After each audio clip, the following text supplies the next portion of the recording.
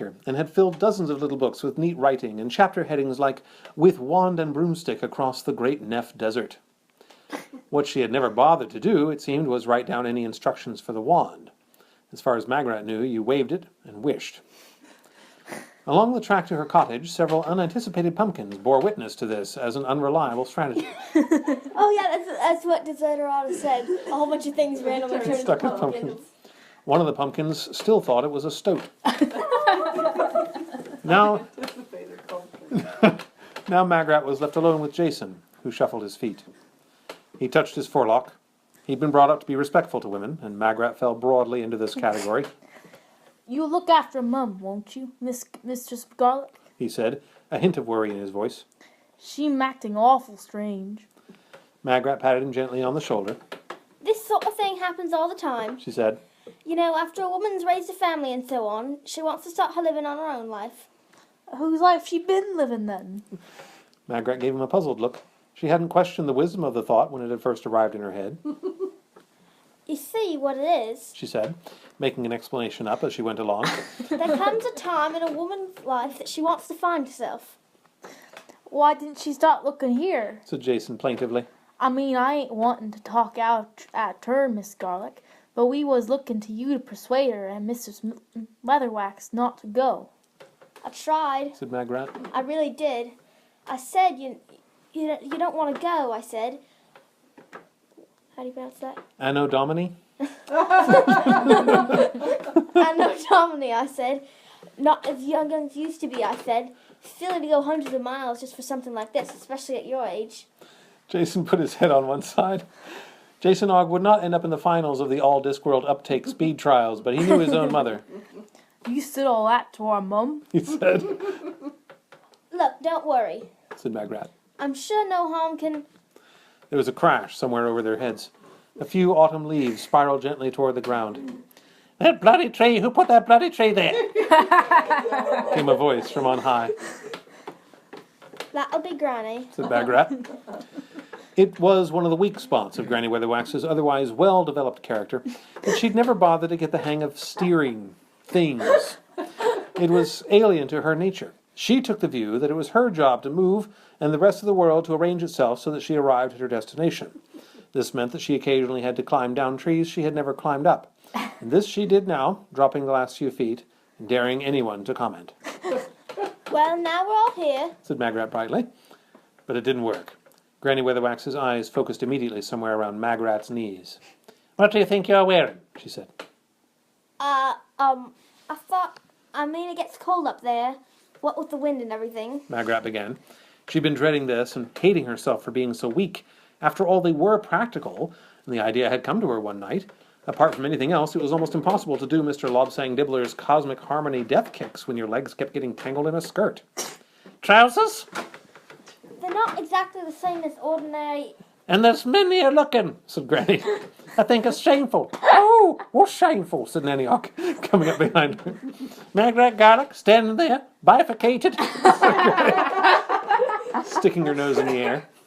"Oh, just so long as she got the young man's name and address," said Nanny Hawk amiably.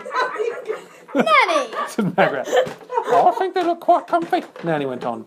"A bit baggy, though." "I don't hold with it," said Granny. "Everyone can see her legs." "Oh, no, they can't," said Nanny. "The reason being the material is in the way." "Yes, but they can see where her legs are," said Granny Weatherwax. That's silly. It's like saying everyone's naked under their clothes. Said Magrat. "Magrat Garlic, may you be forgiven," said Granny Weatherwax. Well, it's true. "I'm not," said Granny flatly. "I got 3 vests on." She looked Nanny up and down. Gutha Og, too, had made sartorial preparations for foreign parts. Granny Weatherwax could find little to disapprove of, although she did make an effort. "Will you look at your hat?" she mumbled. Nanny, who had known Esme Weatherwax for 70 years, merely grinned. "Oh, it's all the go, ain't it?" she said. "It's made by Mr. Vernisage over in Slice. It's got willow reinforcing all the way up to the point, and 18 pockets inside. It can stop a blow with a hammer, this hat. And how about these?" Nanny raised the hem of her skirt. She was wearing new boots, As boots, Granny Weatherwax could find nothing to complain of in them. They were proper witch construction, which is to say that a loaded cart could have run over them without causing a dent in the dense leather. As boots, the only thing wrong with them was the colour. "Red?" said Granny. "That's no colour for witches' boots." "Well, I like some," said Nanny. Granny sniffed. "You can please yourself, I'm sure," she said. "I'm sure in foreign parts they goes in for all sorts of outlandish things. But you know what they say about women who wear red boots?" "Oh, just so long as they also say they've got dry feet," said Nanny cheerfully. She put her door key into Jason's hand. "Now I'll write you letters if you promise to find someone to read him to you," she said. Yes, Mum. What about the cat, Mum? Said Jason. "Oh, Grebo, he's coming with us," said Nanny Ogg. "What? But he's a cat!" snapped Granny Weatherwax. "You can't take cats with you. I'm not travelling with no cat. It's bad enough travelling with trousers and provocative boots. Oh, he'll miss his mummy if he's left behind, won't he?" screamed Nanny Ogg, picking up Grebo. He hung limply, like a bag of water gripped around the middle. To Nanny Ogg, Grebo was still the cute little kitten that chased balls of wool round the floor. To the rest of the world, he was an enormous tomcat, a parcel of incredibly indestructible life force, in a skin that looked less like a fur than a piece of bread that had been left in a damp place for a fortnight. Strangers often took pity on him because his ears were non-existent and his face looked as though a bear had clamped on it. They could not know that this is because Grebo, as a matter of feline pride, would attempt to fight or rape absolutely anything, up to and including a 4-horse logging wagon.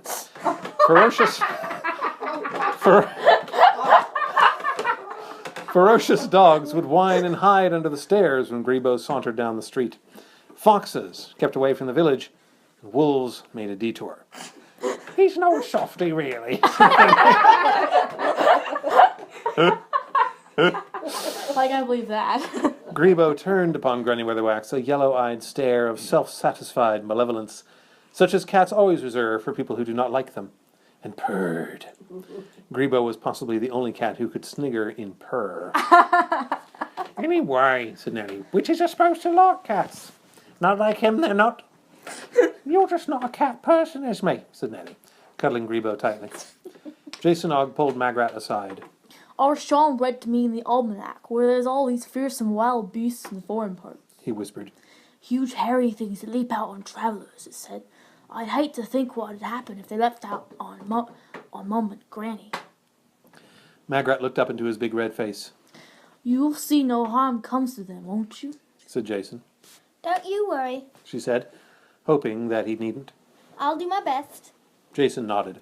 Only it said in the almanac that some of them were nearly extinct anyway. Well, I bet Grebo will make You forgot that he said, Daddy. Oh, well, it was clear. All right. And the next section... Let's do the next section. It's only like, what, No, it's 10:08? civilization. Oh, yeah, we're good. No, we're not playing Civilization. Oh. Maybe you're not. Okay, this is just the 3 witches now. Okay. The sun was well up when the 3 witches spiraled into the sky. Which one? All of them. There's only one. No. There's one sky, one sun, and 3 witches. So... Which son is it? There's only Sean, Jason, I forget the other names. They had been delayed for a while because of the intractability of Granny Weatherwax's broomstick, the starting of which always required a great deal of galloping up and down. It never seemed to get the message until it was being shoved through the air at a frantic running speed. Dwarf engineers everywhere... Make me choke on my water! Dwarf engineers everywhere had confessed themselves totally mystified by it. They'd replaced the stick and the bristles dozens of times. When it rose, eventually, it was to a chorus of cheers. Yay! They're finally gone. The tiny kingdom of Lonker occupied little more than a wide ledge cut into the side of the Ramtop Mountains. Behind it, knife-edge peaks and dark winding valleys climbed into the massive backbone of the central ranges. In front, the land dropped abruptly to the Stowe Plains, a blue haze of woodlands, a broader expanse of ocean, and somewhere in the middle of it all, a brown smudge known as Ankh-Morpork. A skylark sang, or at least tried to sing. The rising point of Granny Weatherwax's hat right underneath it completely put it off the rhythm. "I ain't going any higher," she said. If we go high enough, we might be able to see where we're going. Said Magrat. "You said you looked at Desiderata's maps," said Granny. It looks different from up here, though. said Magrat. More sticking up. But I think we go that way. Are you sure? This was the wrong question to ask a witch, especially if the person doing the asking was Granny Weatherwax, Positive. said Magrat. Nanny Og looked up at the high peaks. There's a lot of big mountains that way, she said. They rose, tier on tier, speckled with snow, trailing endless pennants of ice crystals high overhead. No one skied in the high ramtops, at least for more than a few feet in a disappearing scream. Oh, right. No one ran up them, wearing dirndls and singing. They were not nice mountains. They were the kind of mountains where winters went for their summer holidays, There's passes and things through them. said Magrat uncertainly. Oh, bound to be, said Nanny. Likely. You can use two mirrors like this, if you know the way of it. You set them so that they reflect each other. For if images can steal a bit of you, then images of images can amplify you, feeding you back on yourself and giving you power. And your image extends forever, in reflections of reflections of reflections, and every image is the same, all the way around the curve of light. Except it isn't, because mirrors contain infinity. And infinity contains more things than you think. Everything, for a start. Including hunger. Because there's 1,000,000 billion images and only one soul to go around. Mirrors give plenty, but they take away lots. Mountains unfolded to reveal more mountains. Clouds gathered, heavy and grey, I'm sure we're going the right way. said Magrat. Freezing rock stretched away. The witches flew along a maze of twisty little canyons, all alike. Oh yes, said Granny, Well, you won't let me fly high enough. said Magrat. It's going to snow like blazes in a minute, said Nanny Og. It was early evening. Light was draining out of the high valleys like custard, I thought there'd be villages and things said Magrat. where we could buy interesting native produce and seek shelter in rude huts. Well, you wouldn't even get trolls up here, said Granny. The three broomsticks glided down into a bare valley, a mere notch in the mountainside. Oh, it's bloody cold, said Nanny Og. She grinned. Why are they called rude huts, anyway? Granny Weatherwax climbed off her broomstick and looked at the rocks around her. She picked up a stone and sniffed it. She wandered over to a heap of scree that looked like any other heap of scree to Magrat and prodded it. Ha! She said. A few snow crystals landed on her hat. Well, well, she said. What are you doing, Granny? Said Magrat. Cogitating. Granny walked to the valley's steep side and strolled along it, peering at the rock. Nanny Og joined her. Up here, said Nanny. I reckon. It's a bit high for 'em, ain't it? Oh, the little devils get everywhere. Had one come up in my kitchen once, said Granny. Following a seam, he said. Oh, yes, the buggers for that, said Nanny. What is those, what's it? What's it? The ones they're talking about? Yeah. Dwarves. Oh, Daddy, they probably heard. whatever. Should have made Don't a tell reading him. and find out. Would you mind telling me Said Magrat. what you're doing? What's so interesting about a heap of stones? The snow was falling faster now. Oh, they ain't stones. They're spoil, said Granny. She reached a flat wall of ice-covered rock, no different in Magrat's eyes from the rock available in a range of easy-to-die-on sizes everywhere in the mountains, and paused as if listening. Then she stood back and hit the rock sharply with her broomstick, and spake thusly. Open up, you little sods! It's fake. Nice. Nanny Og kicked the rock. It made a hollow boom. There's people catching their death of cold out here, she said. Nothing happened for a while, and then a section of rock swung in a few inches.